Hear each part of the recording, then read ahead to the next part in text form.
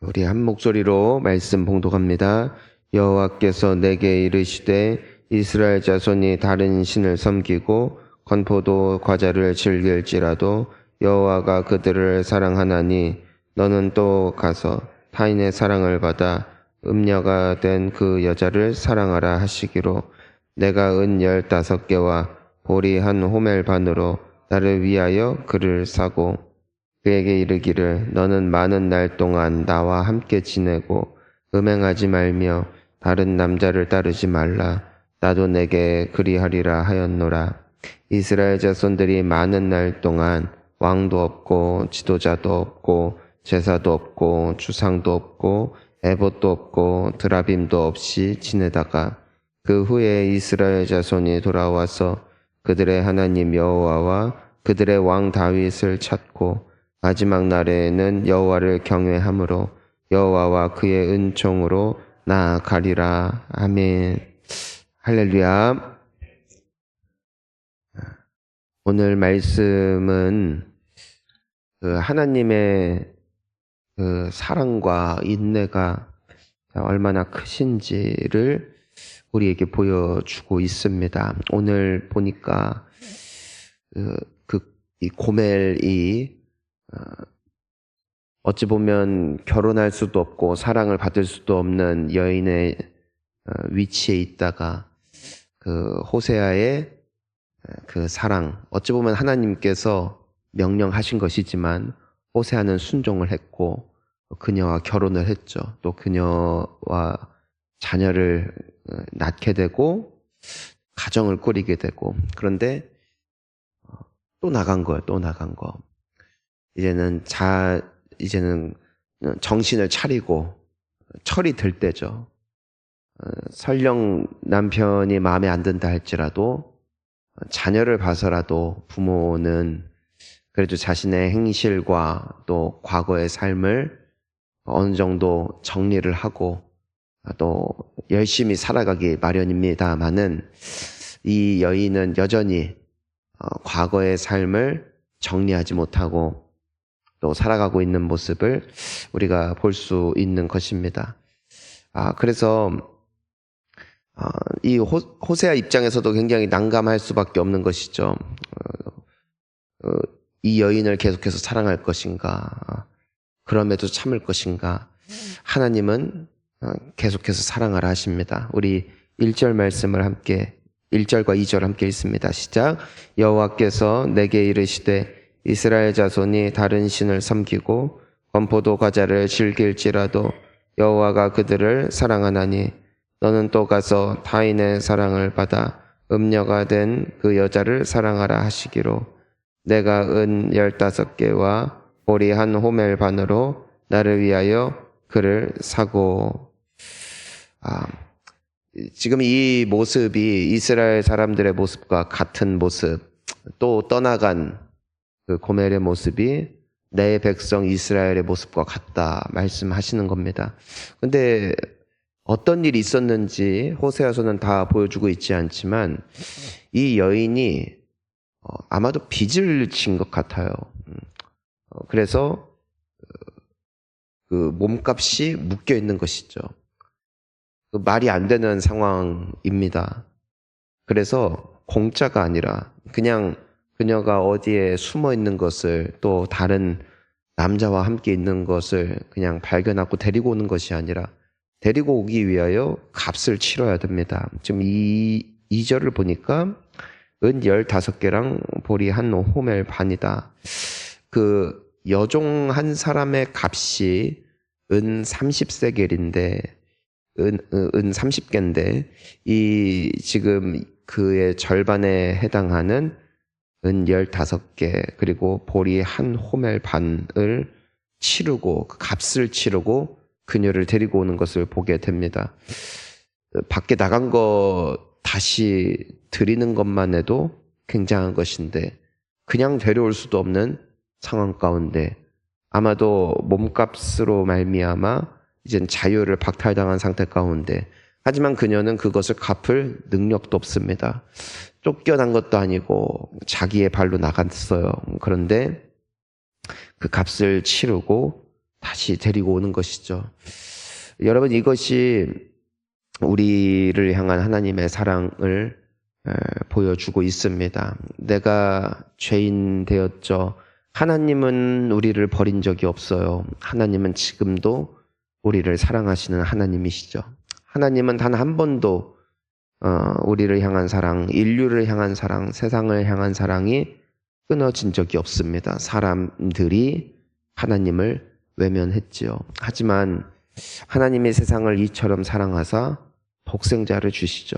즉 우리가 죄값에 팔린 겁니다. 죄의 삭은 사망이니까 이것이 단순히 우리의 육신의 죽음뿐만이 아니라 영혼의 영원한 형벌을 치를 수밖에 없는 것이 죄의 값인데, 자기 발로 나간 백성을 사랑하신 하나님께서 우리에게 핏값을 치르시죠.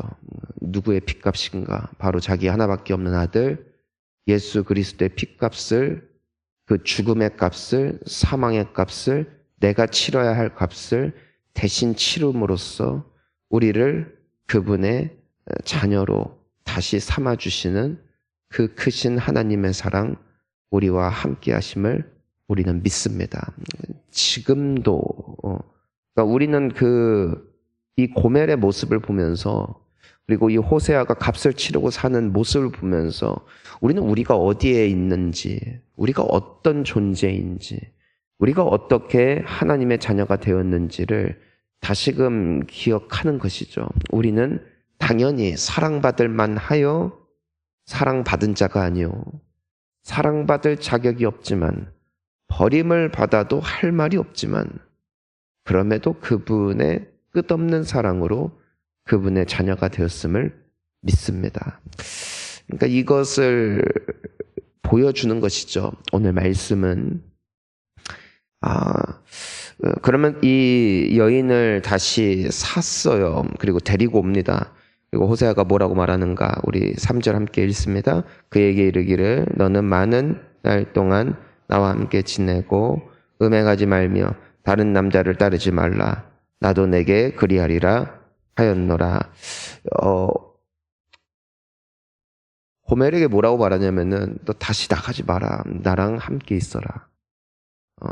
다른 남자랑 몸을 섞지 말아라. 그리고 나에게만 충성해라. 내 옆에만 있어라. 그냥 신실한 신부가 되어라. 나의 아내가 되어라. 이것이 마땅한 바입니다. 이거는 마땅한 바 정도가 아니라 사실 가르칠 것도 아니에요. 고멜은 고민할 이유가 없어요. 이 정도 됐으면은 그냥 얌전히 있으면 되는 겁니다. 우리가 신앙생활을 하면서 고민을 하는 경우들을 많이 봅니다. 어떻게 죄를 안 지을 수가 있습니까? 내가 신앙생활을 어느 정도 해야 잘하는 것입니까? 오늘 고멜의 모습을 나와 그대로 대입하면 됩니다. 하나님이 우리에게 말씀하시는 것을 상상해 보면 돼요. 넌 2번 다시 날 떠나지 말아라. 너는 신실하게 나의 사람이 되어라.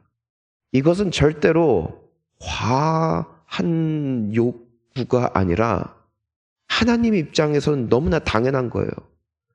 우리를 사랑하사 모든 값을 다 치르셨잖아요. 그리고 말씀하시죠. 너는 내 것이다. 이제 넌 나의 사람이다. 너는 나의 사랑이다. 2번 다시 나를 떠나지 말아라. 이것이 과한 말일까요? 그렇지 않아요. 하지만 고멜의 어리석음은 어디 있었다는 것입니까? 그 사랑을 받고도 또 나갔었다는 것이죠. 이것이 인간의 어리석음이고, 이것이 우리가 주님 앞에 참으로 부끄러워질 수밖에 없는 모습인 것 같습니다. 그런데 오늘 말씀의 중요한 부분은 무엇입니까? 주님은 기다리셨다. 그리고 또 찾아가셨다. 우리에게 말씀하시는 것이죠. 사람들은 묻습니다. 그 그리스도인이 되면은 죄를 지으면 안 됩니까? 죄를 지으면 안 되는 것입니까? 안 됩니다. 하나님을 떠나면 안 됩니다. 하나님의 마음에 또다시 대못을 박으면 안 됩니다. 그것이 하나님으로서는 마땅히 요구할 수 있는 마땅한 신자의 삶입니다. 주님은 우리에게 거룩하라 말씀하시죠. 여러분 거룩한 성도가 되시기를 축복합니다. 세상과 구별돼야 저 언제까지나 음행하던 옛 모습을 추억하며 그때의 모습으로 돌아가면 안 되는 것이죠. 우리가 기도해야 되죠. 우리가 주님 앞에 더 드려져야 되죠. 당연한 것이죠. 그런데 그것에 대해서 고민하곤 합니다. 오늘 이 고멜의 모습을 통해 또 호세아의 모습을 통해 하나님과 우리의 모습을 다시 한번 돌아볼 수 있는 시간이 되었으면 좋겠습니다. 그러면서 이렇게 말씀이 주어지죠. 우리 4절과 5절 함께 읽습니다. 이스라엘 자손들이 많은 날 동안 왕도 없고 지도자도 없고 제사도 없고 주상도 없고 에봇도 없고 드라빔도 없이 지나다가 그 후에 이스라엘 자손이 돌아와서 그들의 하나님 여호와와 그들의 왕 다윗을 찾고 날에는 여호와를 경외함으로 여호와와 그의 은총으로 나아가리라. 아멘. 이스라엘 사람들은 오랜 날 동안에 하나님의 침묵을 경험하게 될 것입니다. 왕도 없고 제사도 없고 이런 날이 그들에게 있을 것이라는 것입니다. 하지만 결국 그들은 돌아올 것이다. 이것이 사랑의 힘인 것 같습니다. 그러니까 하나님은 무엇을 지금 결정하시는 것이냐면은 나는 너희들이 설령 또 정신 못 차리고 있더라도 나는 마지막까지 너희를 기다릴 것이다. 그러니까 하나님은 심판주가 아닙니다. 그분은 사랑의 하나님이십니다. 성경은 하나님을 진노로 표현하지 않습니다. 분노로 표현하지 않습니다. 하나님은 사랑이시다. 언제까지 기다리시는 거냐면은 그들이 깨달을 때까지, 그들이 다시 하나님을 찾을 때까지. 그리고 하나님의 사랑은 무엇이냐면 그들이 오랜 기간 동안 방황하고 또 오랜 기간 동안 정신 못 차리고 이렇게 해서라도 이들을 구원했는데 그들이 또 밖으로 나간다 할지라도 그분은 기다리실 것이라는 것이에요. 그리고 결국에는 그들을 찾을 것이고 또 그들은 회복될 것이다. 여러분 이게 오늘 우리를 향한 하나님의 약속입니다. 그분은 기다리시고 결과적으로 우리는 예수 그리스도의 은혜로 말미암아 구원을 얻은 하나님의 자녀들이 되었습니다. 주님은 오늘날 우리에게 성령을 주시고 또 우리와 함께 하시며 마지막까지 하나님을 사랑할 수 있는 은혜를 주시는 하나님. 결국 이 말씀이 성취될 것임을 우리에게 말씀하시는 것입니다. 여러분 오늘날에도 참 비슷한 것 같아요. 사람은 언제 기도하고 언제 하나님 앞에 간절해질까? 깨달을 때. 근데 언제 깨달을까? 결국에는 이것저것 다 해보고 깨달아요. 기특하게도 알아서 깨닫는다면 얼마나 좋겠어요. 근데 우리는 사실 다 해봐요. 하지 말라는 것도 다 해보고 양심의 찝찝함을 느끼면서도 해보고 성령께서 내 마음에 탄식함으로 내 마음을 찔리게 하심에도 불구하고 그럼에도 해보고 그러면서 일이 찢기고 절이 터지고 또 고생을 해요. 상처를 받고 또 마음 아리도 해보고 다 해봅니다. 그러면서 마지막 결론이 있어요. 결국엔 주님이시다. 결국 나에게 필요한 건 하나님이다.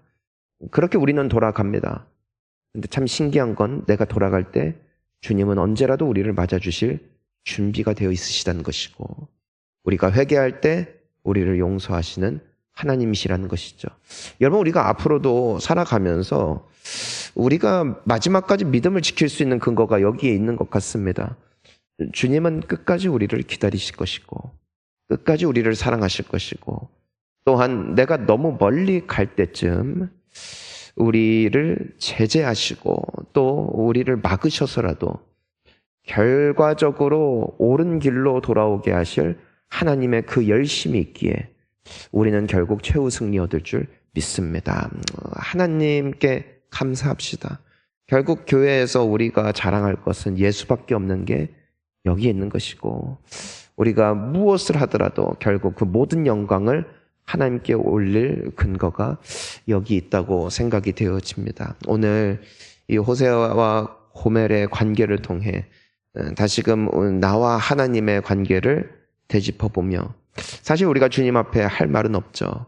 그저 감사하고 그저 감격하고 그분에게 영광 올려드리는 것, 이것이 성도의 마땅한 모습인 줄 믿습니다. 오늘 하루를 살아가는 가운데 이 하나님의 사랑을 묵상하며 또 오늘도 우리 주님의 영광을 위해서 한 걸음 더 나아갈 수 있는 우리 모두가 될 수 있길 주의 이름으로 축원합니다. 함께 기도하시겠습니다.